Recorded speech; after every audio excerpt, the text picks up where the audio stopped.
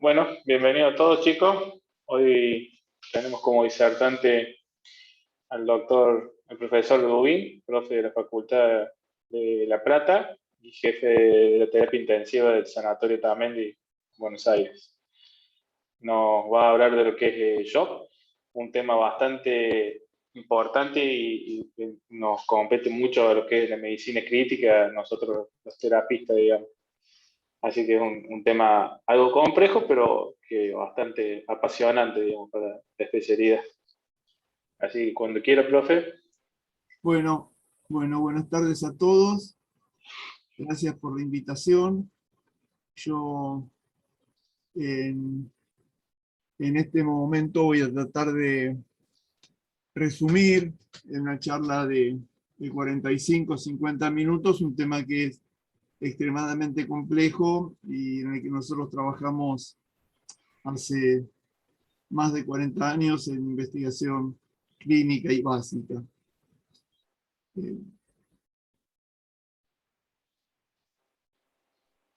De modo que simplemente va a ser un enfoque, les reitero, de un tema muy extenso y por lo tanto, básicamente voy a plantear temas que pueden dar lugar a ulteriores preguntas y discusiones. De todos modos, no habría ningún problema en que en el transcurso de mi exposición ustedes me corten para hacer preguntas o si no están de acuerdo en algo. Hay bastante polémica acerca de cómo definir shock, pero a mí me gusta hacerlo como la incapacidad del sistema cardiovascular para satisfacer las demandas metabólicas de oxígeno. De modo que el shock no está caracterizado por un patrón hemodinámico en particular, sino por que el sistema cardiovascular es insuficiente para satisfacer las necesidades tisulares de oxígeno, de modo que el metabolismo se desarrolla en condiciones anaeróbicas. Hay unos viejos experimentos muy sencillos que ilustran muy bien cuál es la esencia del shock, nos permiten comprender su fisiopatología y también dar las bases de la terapéutica. En esta serie de experimentos, Trawell y Smith tomaron un grupo de animales a los que le midieron en forma continua el consumo de oxígeno. Esos animales les provocaron una hemorragia, grados variables de hemorragia. La hemorragia disminuye el volumen intravascular, por lo tanto reduce la precarga del ventrículo izquierdo, el volumen minuto cardíaco y el transporte de oxígeno a los tejidos. El transporte de oxígeno a los tejidos es el producto del volumen minuto por el contenido arterial de oxígeno y resume la contribución de los sistemas cardiovascular, respiratorio y hematopoyético para ofrecer oxígeno a los tejidos. Entonces, en estos experimentos se limitó el transporte de oxígeno a los tejidos hasta que la capacidad para extraer oxígeno de los tejidos fue sobrepasada y el consumo de oxígeno disminuyó. Luego de un tiempo determinado y variable tiempo, la sangre fue reinfundida, esto nuevamente normalizó el transporte de oxígeno y el consumo de oxígeno. De modo que en cada experimento se generó un área bajo la curva del consumo de oxígeno basal que se definió como la deuda de oxígeno, la magnitud de la deuda de oxígeno. Y de esta forma, considerando muy distintos niveles de deuda de oxígeno, se pudo establecer un umbral a partir del cual el shock se hacía irreversible. A partir de una magnitud determinada de deuda de oxígeno, no había posibilidad de reversión y todos los animales morían, aun cuando en cada uno de ellos la sangre había sido reinfundida y el transporte de oxígeno y el consumo normalizado. Esto hace una definición muy clara de que la magnitud de la deuda de oxígeno genera un shock irreversible. un shock que se hace irreversible por la magnitud de la deuda de oxígeno.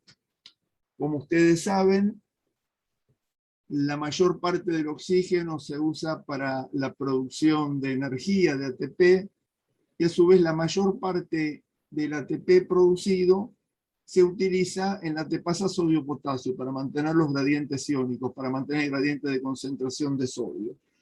De modo que frente a una deuda de oxígeno se altera el funcionamiento de la ATPasa sodio-potasio, se modifican los gradientes de concentración de sodio, y esto altera el funcionamiento del intercambiador sodio y calcio, por lo que se produce un aumento progresivo de la concentración de calcio intracelular, que cuando llega a un umbral se transforma en la señal para la muerte celular hipóxica a través de la activación de diferentes cascadas de daño. Entonces, la magnitud de la deuda de oxígeno, los retardos en resolver esa deuda de oxígeno, condicionan la irreversibilidad del shock, condicionan el desarrollo de fallo multiorgánico y de muerte. Y esto mismo ha sido reproducido en otras formas de shock. Este, por ejemplo, es un estudio clínico hecho el que es tal vez el modo más frecuente de hipoxia tisular, del shock, y tal vez el menos reconocido, que es el shock intraoperatorio, el shock que ocurre durante la cirugía. De acuerdo entonces a la magnitud de la deuda de oxígeno, los pacientes evolucionan sin complicaciones, con fallos orgánicos o se mueren.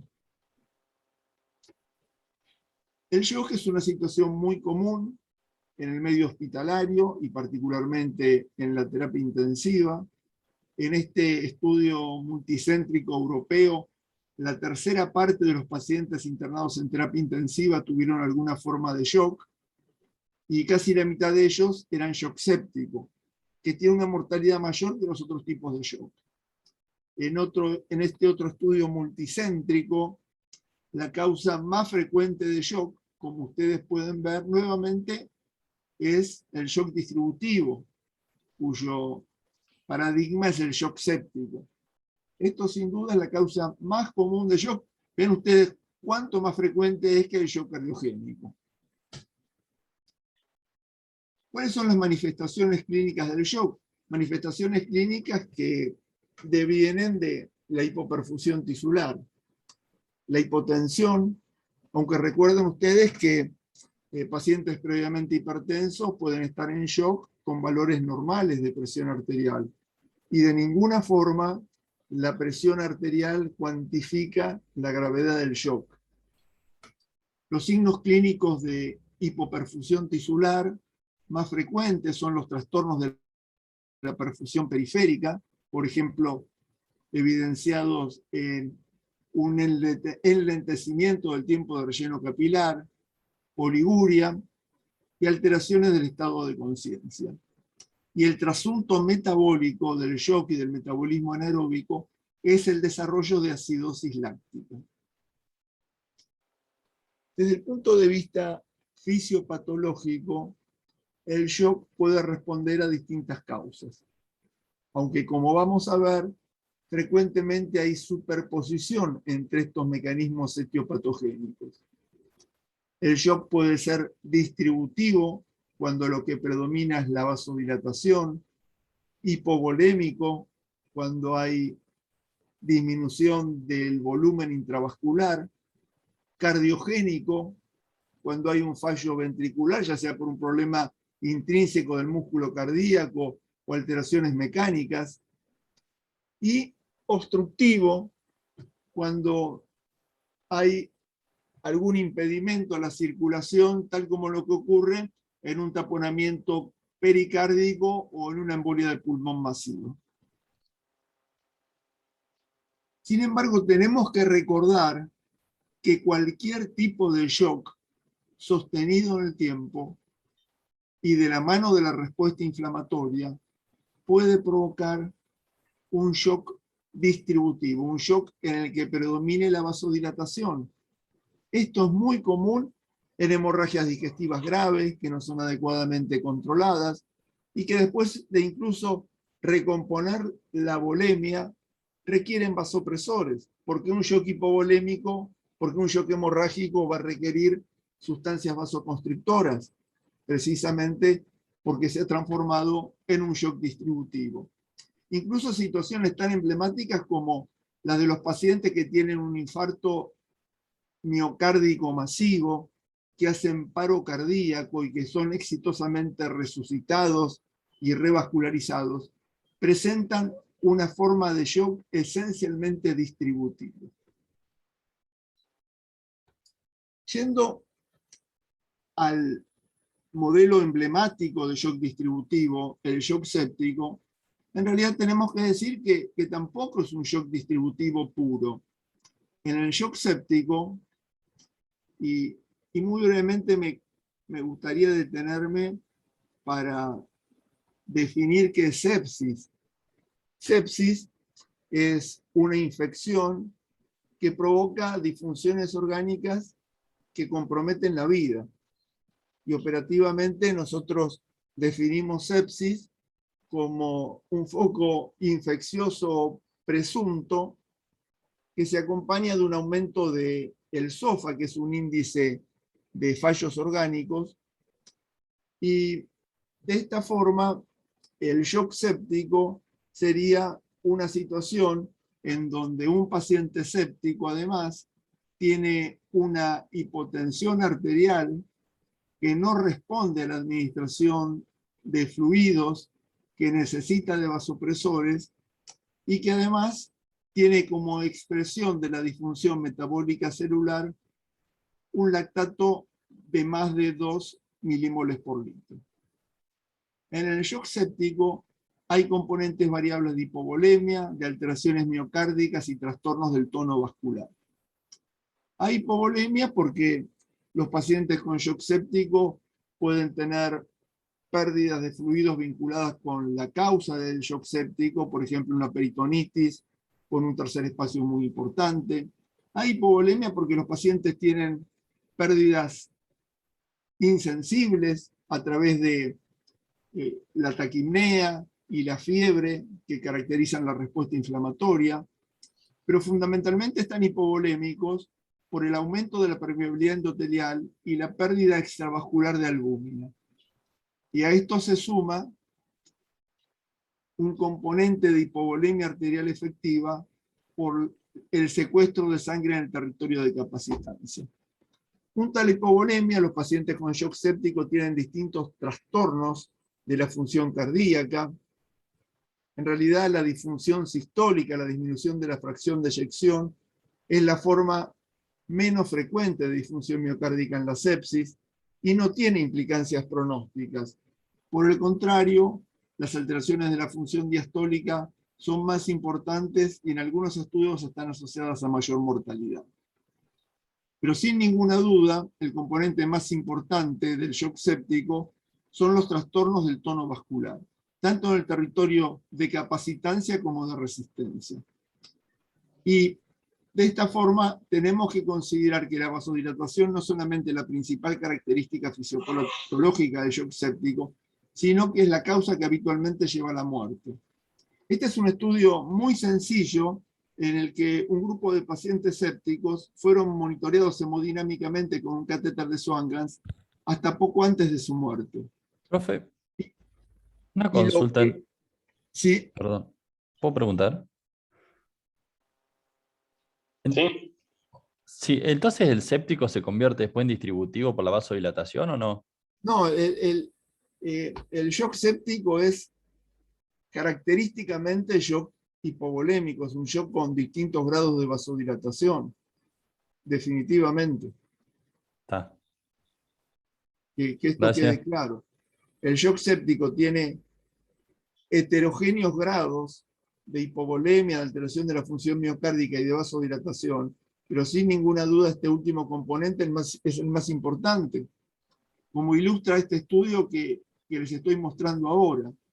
Lo que caracterizó a los pacientes que fallecieron de shock séptico no fue el bajo volumen minuto cardíaco.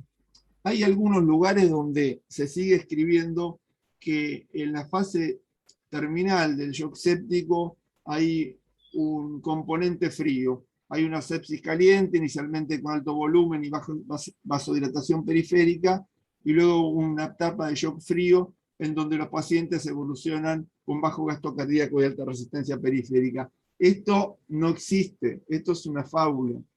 Los pacientes que se mueren, hasta poco antes de su muerte, tienen un patrón de alto volumen minuto cardíaco, incluso más alto de los sobrevivientes, y baja resistencia periférica. Los pacientes sépticos no mueren de bajo volumen minuto cardíaco, sino de la incapacidad para regular la circulación periférica. Entonces, ¿cómo entendemos que si los pacientes con shock séptico tienen volumen minuto cardíaco que es normal y la mayor parte de las veces elevado, y por lo tanto el transporte sistémico de oxígeno es elevado, se mueran más que otras formas de shock, tengan más fallo multiorgánico?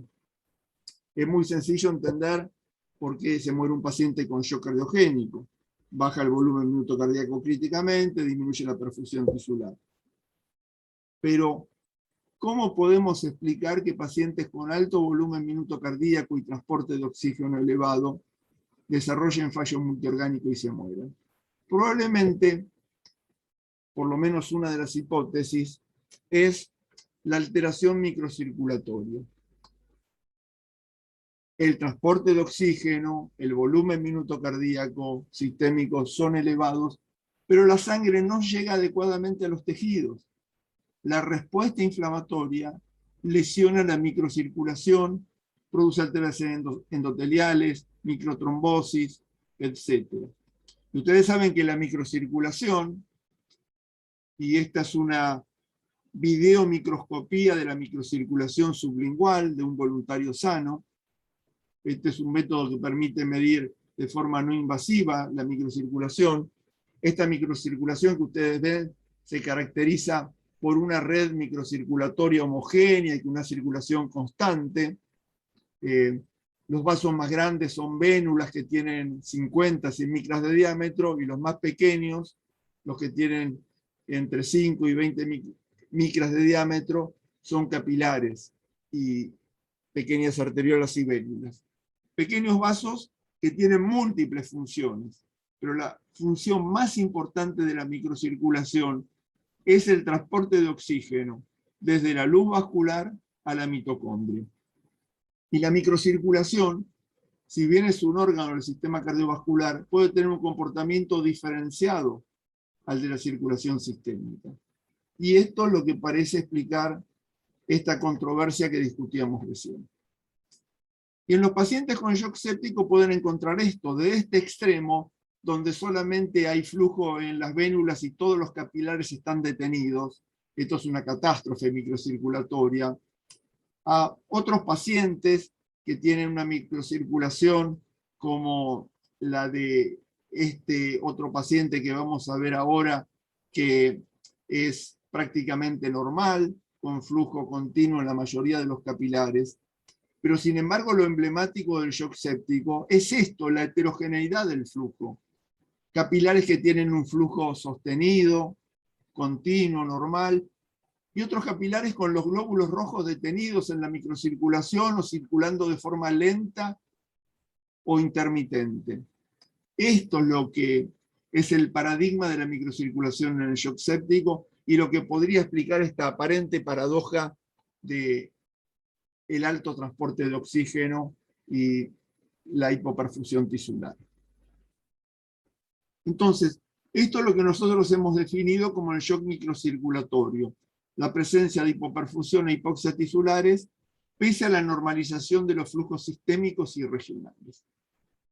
Y la forma más característica del shock microcirculatorio es el shock séptico.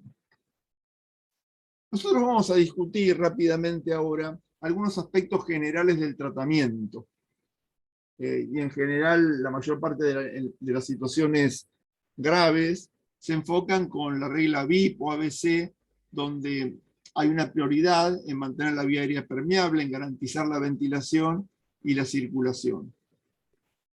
Por eso, excepto que el shock revierta rápidamente, los pacientes deberán ser intubados y ventilados mecánicamente y deberán tener vías venosas, venosas centrales y arteriales para un monitoreo y el adecuado aporte de drogas. Y lo de la intubación y la ventilación mecánica en el shock que no revierte es central. ¿Es central por qué? Normalmente los músculos respiratorios consumen menos del 4% del consumo corporal total. En una situación de shock, el aumento del trabajo respiratorio, lujuriosamente, puede consumir más de la tercera parte del consumo corporal total. De modo que es una prioridad lograr derivar ese oxígeno que está en falta a órganos que están más comprometidos. Por supuesto, nosotros vamos a hablar de la resucitación hemodinámica del shock séptico o de otro tipo de shock, pero sin duda cualquier resucitación va a ser infructuosa si no se trata la causa del shock. Por ejemplo, en el shock séptico, si no se inicia el tratamiento antibiótico de forma precoz, idealmente dentro de la primera ola, la mortalidad va a aumentar progresivamente a medida que pasa el tiempo.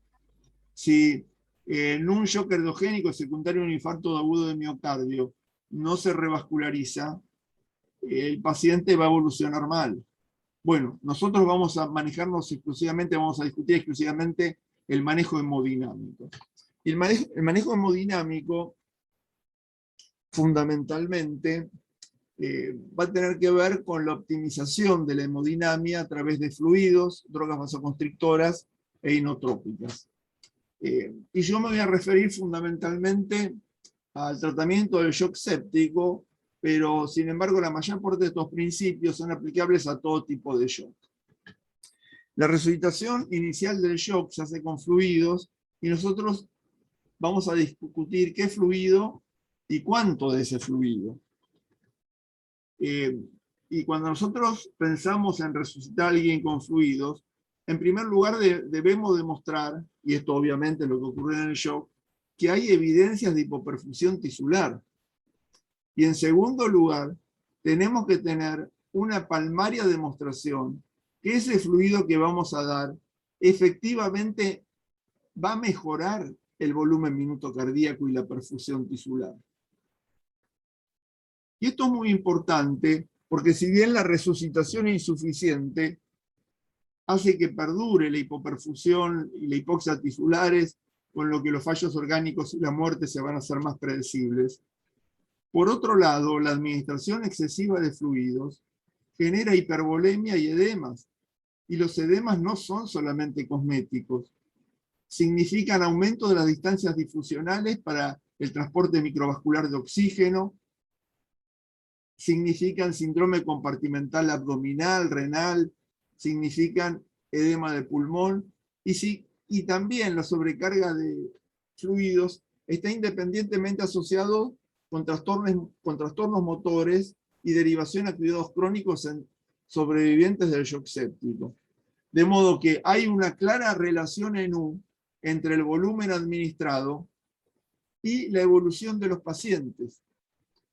Si el volumen es inadecuado, los pacientes van a estar hipoperfundidos y el shock no se va a resolver y la muerte va a ser mayor.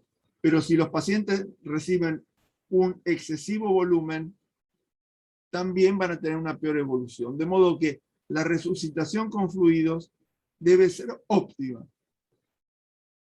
Y la resucitación con fluidos óptima significa que nosotros tenemos que seleccionar pacientes que están en la porción ascendente de la curva de Frank-Starling, en las que la administración de fluidos va a administrar la precarga y va a mejorar el volumen minuto cardíaco. Por lo tanto, no deberían expandirse con fluidos pacientes que están en la meseta de la curva de Frank-Starling, en los que la administración de fluidos va a incrementar la precarga y el edema, pero no va a mejorar la perfusión tisular y el volumen minuto cardíaco. Los marcadores estáticos, la presión venosa central o la presión pulmonar acuñada como reflejo de la presión capilar pulmonar y la presión diastólica final del ventrículo izquierdo, son marcadores insuficientes que confunden. En este metaanálisis, o mejor en una revisión crítica de la literatura, se encontró que la capacidad predictiva de la presión venosa o de la presión pulmonar acuñada medida con un Swan-Ganz es similar a tirar una moneda. Vean ustedes estos experimentos de nuestro laboratorio, donde a un grupo de animales le hicimos un sangrado escalonado hasta 15 mililitros kilo. Tanto la presión venosa central como la presión pulmonar acuñada no fueron diferentes del grupo control. No sirven estos marcadores estáticos de precarga para predecir que los pacientes van a responder con un aumento del volumen minuto cardíaco.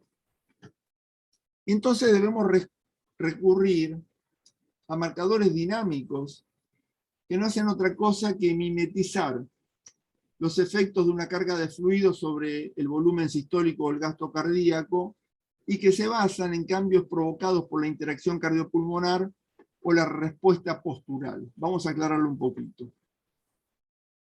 Entonces, en primer lugar, cambios respiratorios en el volumen sistólico, la presión del pulso, la señal pletismográfica del oxímetro de pulso o el diámetro de la vena cava inferior.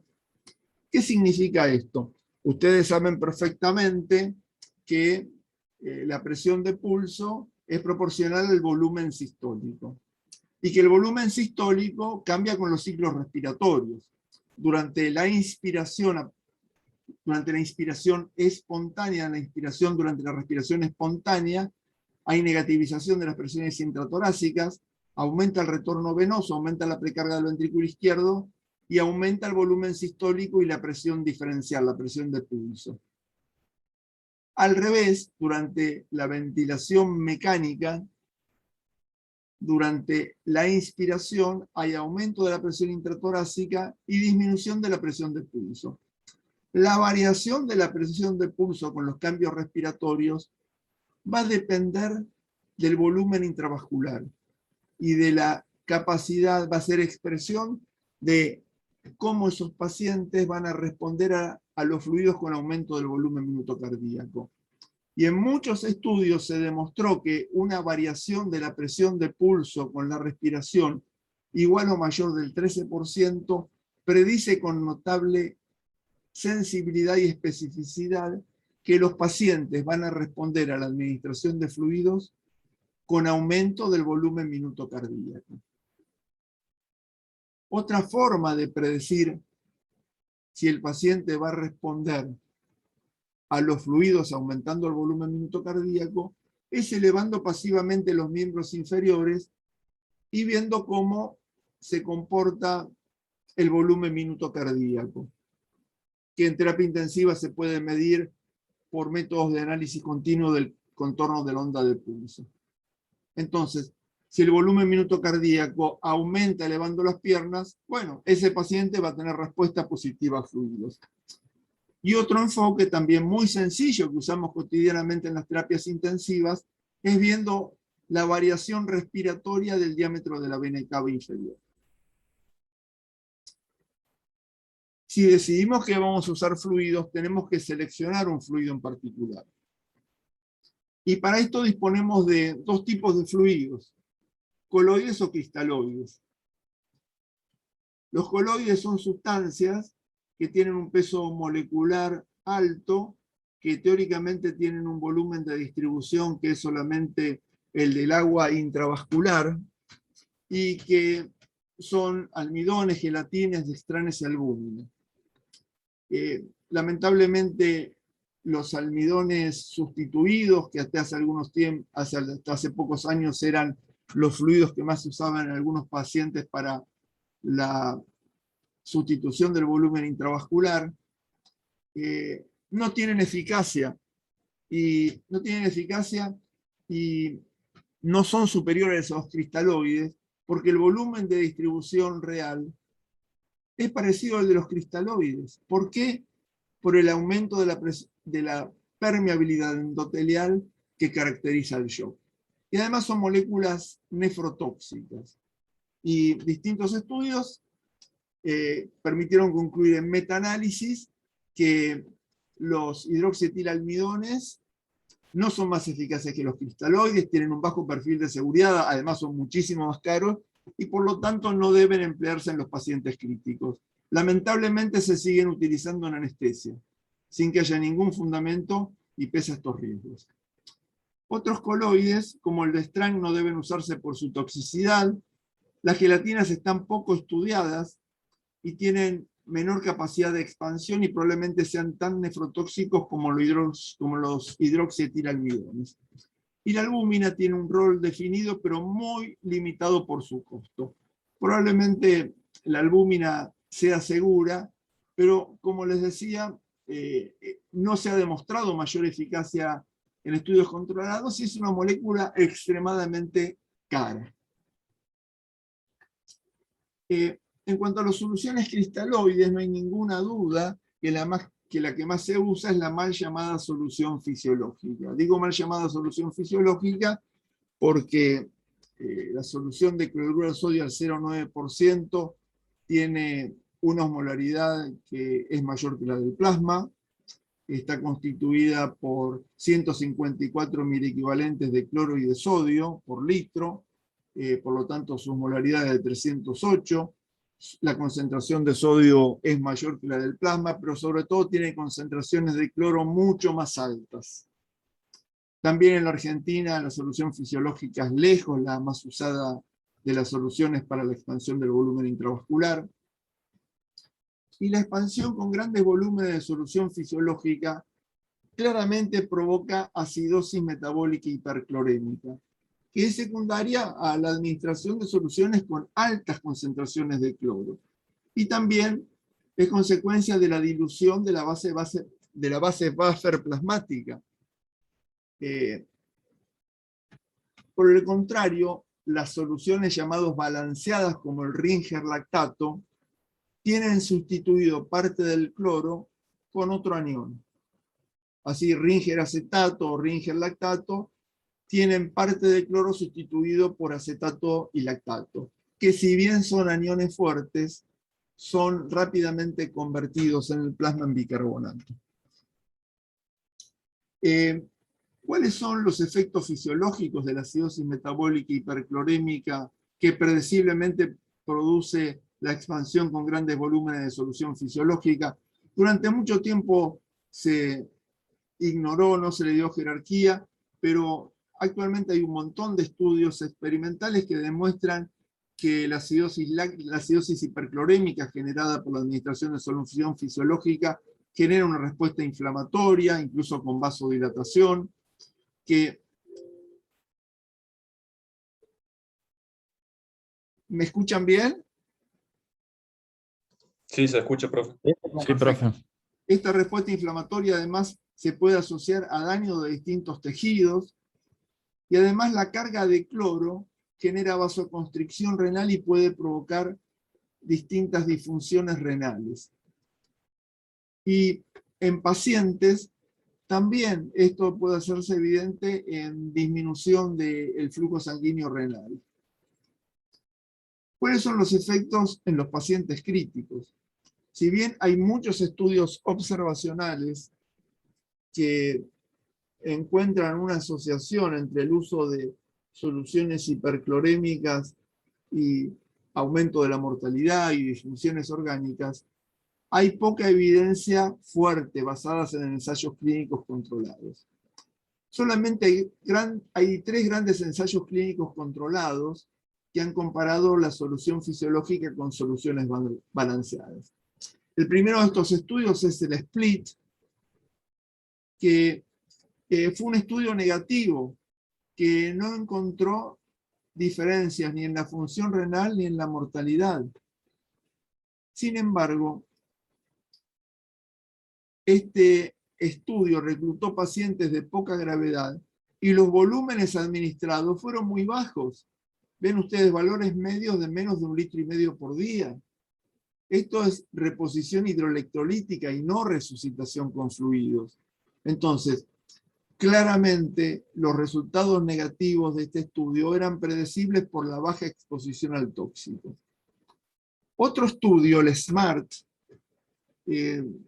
estudió los efectos de una solución balanceada, fundamentalmente Ringer lactato, comparada con la solución fisiológica en casi 16.000 pacientes críticos, y encontró una disminución pequeña pero significativa en una medida de resultado combinada de muerte de cualquier causa, diálisis y fallo renal persistente. Y en estos pacientes sí hubo diferencias en el cloro plasmático y en el nivel de acidosis metabólica, y los efectos fueron mucho más marcados en los pacientes sépticos o en los que requirieron grandes volúmenes de fluidos. Y además un subanálisis de este estudio demostró también una menor mortalidad en el subgrupo de pacientes sépticos, con menos complicaciones renales y hemodiálisis. Y también una resucitación hemodinámica más adecuada, con menos hiperlactacidemia y menos requerimientos de vasopresores. Y más recientemente, este estudio, publicado hace pocas semanas en JAMA, un estudio multicéntrico realizado en Brasil, en más de 10.000 pacientes, que también fue un estudio negativo, que no encontró diferencias significativas en mortalidad o en fallos orgánicos. Pero nuevamente, este fue un estudio predecible, que predeciblemente iba a ser negativo, porque en 3 días los pacientes recibieron 4 litros de líquido promedio.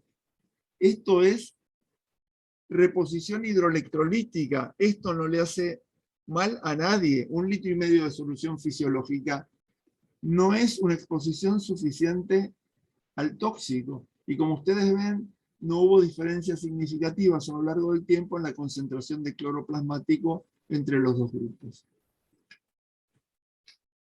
Cuando a los pacientes les optimizamos el volumen intravascular y siguen hipotensos, debemos dar vasopresores. Debemos dar vasopresores para lograr una presión arterial media que garantice la perfusión, rápidamente la perfusión en corazón y cerebro, porque si no los pacientes se van a morir rápidamente. Entonces, cuando usamos vasoconstrictores, debemos definir qué droga vamos a usar y cómo la vamos a usar. Y vasoconstrictores tenemos básicamente 3 grupos. Los vasoconstrictores adrenérgicos, como la noradrenalina, una droga o un mediador endógeno que actúa sobre receptores alfa-1, alfa-2 y beta-1 adrenérgicos, la adrenalina que actúa sobre los 4 receptores adrenérgicos, beta-1, beta-2, alfa-1 y alfa-2, la fenilefrina que solamente tiene efectos alfa, y la dopamina que tiene efectos dopaminérgicos a dosis bajas, que luego tiene efectos beta-1 adrenérgicos y con dosis mayores de 10 microgramos en animales de laboratorio y voluntarios sanos, ejerce efectos vasoconstrictores. Y también hay otros vasoconstrictores como derivados de vasopresinas y angiotensina 2. La droga de elección en el tratamiento de cualquier forma de shock es la noradrenalina. La noradrenalina, cuando se compara con la dopamina, tiene un perfil de seguridad más adecuada, es mucho menos arritmógena y en algunos metaanálisis asociado a menor riesgo de arritmias y de muerte. Y comparada con la adrenalina, es mucho menos taquicardizante y arritmogénica. Además, la adrenalina produce acidosis láctica. La adrenalina, la noradrenalina, por otro lado, no solamente es vasoconstrictora, sino que tiene efectos inotrópicos. Y los efectos vasoconstrictores no son solamente en el territorio de resistencia, sino que actúa sobre el territorio de capacitancia. Por eso, rápidamente aumenta el retorno venoso y la precarga ventricular. Por eso una línea de investigación es el uso precoz de la noradrenalina en el shock séptico, incluso antes de optimizar el volumen intravascular, porque la noradrenalina en sí misma permite rápidamente mejorar la presión arterial y el volumen intravascular. La vasopresina y derivados y la angiotensina 2 no ofrecen ventajas definidas. Si bien hay muchas hipótesis sobre los beneficios sobre la función renal, no se ha demostrado convincentemente.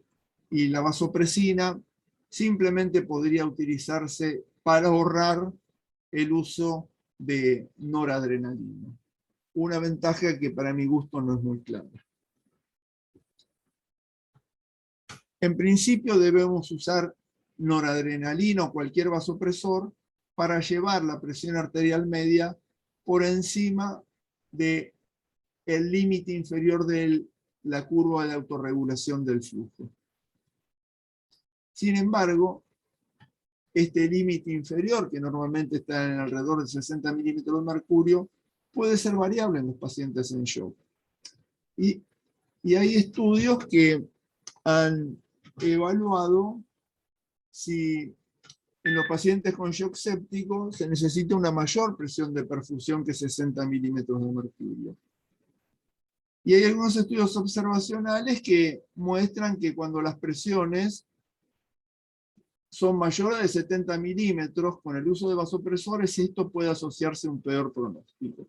Lamentablemente hay muy pocos estudios controlados.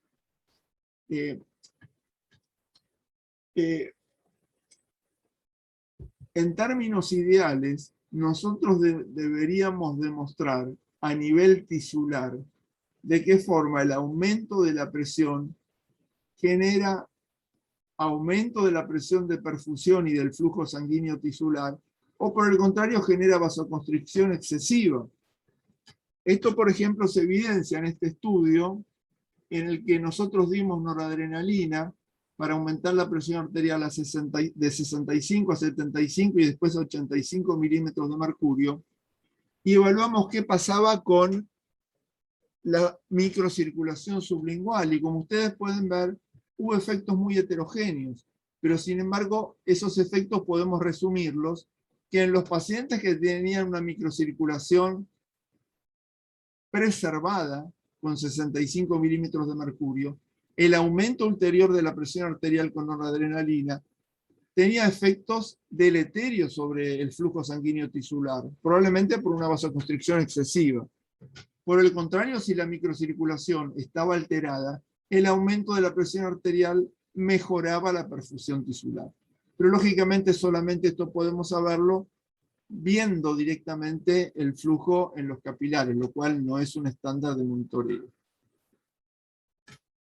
¿Qué podemos decir de ensayos clínicos controlados y objetivos de presión? Este es un estudio multicéntrico francés que comparó dos objetivos de resucitación, uno de 65 a 70 y otro de 85 a 90. Y encontró que a los pacientes les iba igual, tenían la misma mortalidad. Sin embargo, los pacientes previamente hipertensos, cuando eran incorporados en este grupo, tenían menos insuficiencia renal y menos diálisis. Pero por el contrario, los pacientes que iban a la presión arterial más alta tenían más incidencia de fibrilación auricular. Y el otro estudio, que es muy importante, es un estudio mucho más grande, de más de 2.500 pacientes, en el que los pacientes fueron incorporados a dos grupos. Uno en el que se utilizaban los vasopresores simplemente para lograr una presión arterial de 60 a 65 milímetros de mercurio, y otro en el que los vasopresores se usaban a discreción del médico tratante. Y en realidad no hubo diferencias en la mortalidad, pero lógicamente los pacientes de la hipotensión permisiva fueron sometidos a menos dosis de drogas, y hubo un beneficio en términos de mortalidad paradójicamente en los pacientes hipertensos. Los pacientes hipertensos se murieron menos con este objetivo de presión baja. De modo que podemos concluir que para la mayoría de los pacientes 60 o 65 milímetros de mercurio es suficiente.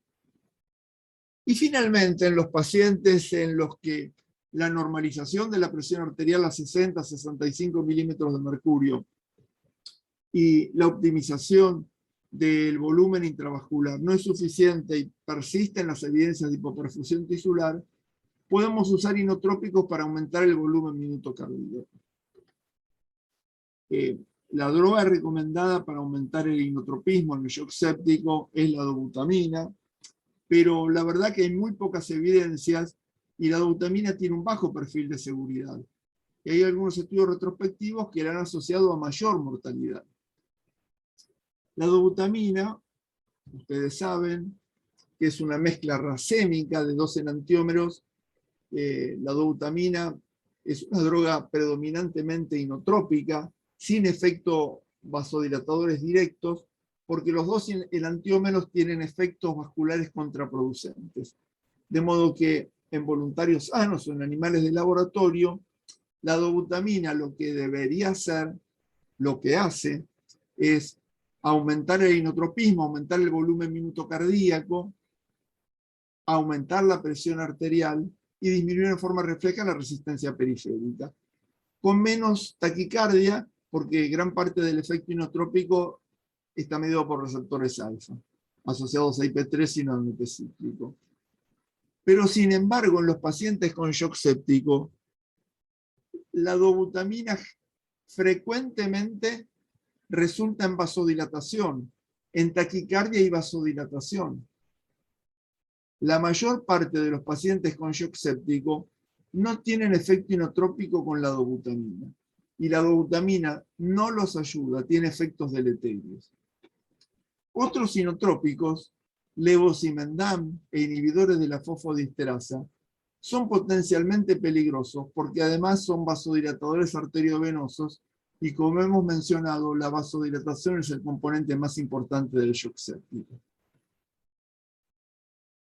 Y el otro tema importante es que en este momento hay evidencia basada en ensayos clínicos controlados que demuestra que los corticoides en dosis de 200 miligramos diarios de hidrocortisona, es decir, dosis de insuficiencia suprarrenal aguda, pueden mejorar la resucitación del shock séptico e incluso la mortalidad, porque la insuficiencia córtico-suprarrenal es una de las formas de insuficiencia hormonal que frecuentemente tienen los pacientes sépticos.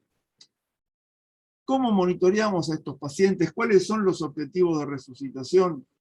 Bueno, este es un tema extremadamente prolongado.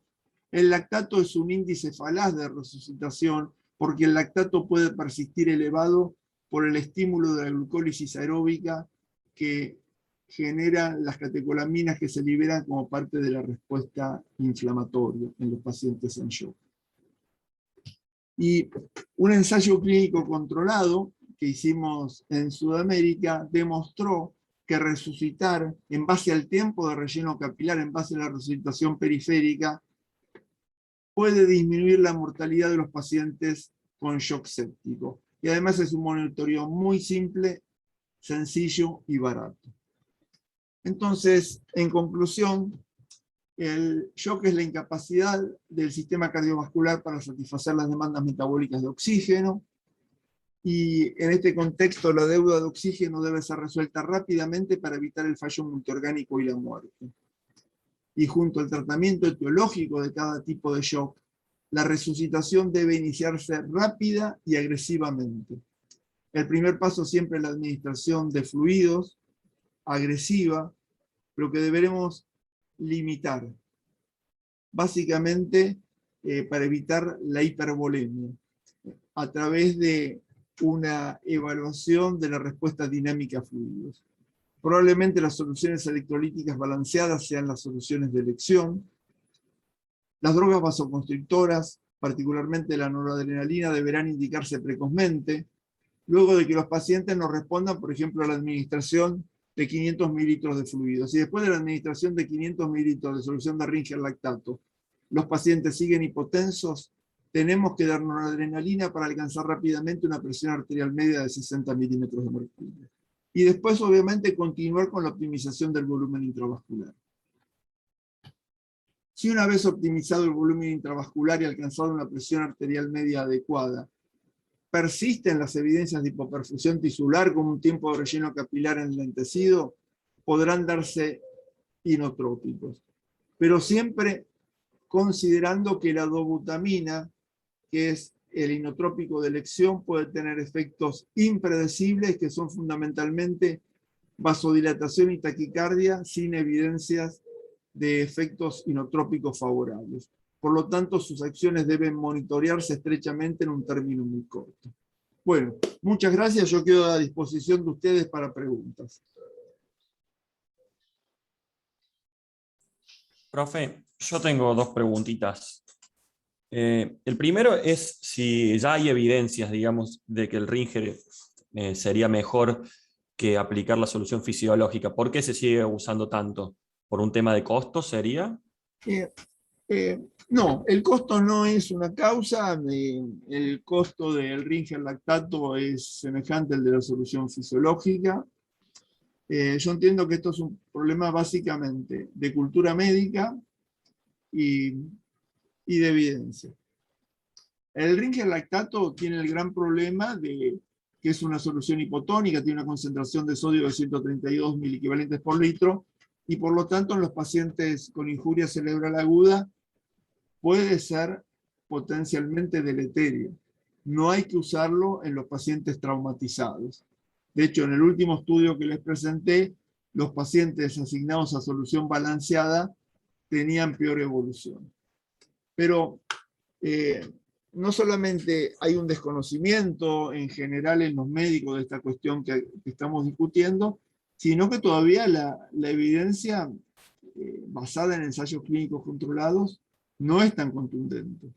De todos modos, yo no tengo ninguna duda que en base a la evidencia disponible, si un paciente debe resucitarse con grandes volúmenes de soluciones, lo que a veces es necesario en los pacientes en shock séptico, las soluciones balanceadas son de elección. Perfecto. Y mi otra duda tenía que ver con, al momento de aplicar los vasopresores, si el paciente es un paciente que está beta bloqueado, ¿deberíamos de inicio arrancar con una dosis más alta? No, no, porque, mira, si hay algo que es clarísimo, es que los vasopresores o cualquier dosis vasoactiva en los pacientes en shock no deben darse a dosis determinadas, sino titulando el efecto fisiológico. Las dosis que generan vasoconstricción en un paciente con shock séptico a veces pueden ser monstruosas. Y esto tiene distintas explicaciones. Tiene que ver, por un lado, con el antagonismo fisiológico que pueden provocar otras sustancias vasoactivas que se estimulan en la sepsis, quininas, histaminas, prostaglandinas, óxido nítrico, etc. Pero también con fenómenos farmacodinámicos, como por ejemplo regulación descendente de receptores adrenérgicos, alteraciones en las proteínas G regulatorias o fenómenos post-receptor. Entonces, las catecolaminas hay que usarlas titulando un efecto fisiológico y no en dosis determinadas. Bien, perfecto, profe, muy claro.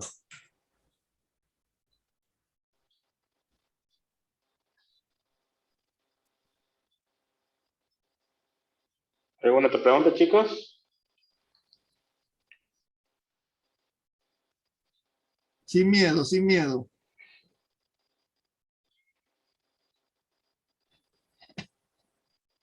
¿Ninguna pregunta más? Fue muy claro, profe. Muy buena la clase. Creo que nos actualizó y nos bajó a nuestro nivel los conceptos. Bueno, quedo a disposición de ustedes para lo que necesiten. Muchísimas gracias, profe. Realmente muy clara la clase y sí, muy fácil, digamos, el acceso al conocimiento, digamos, para algo tan complejo.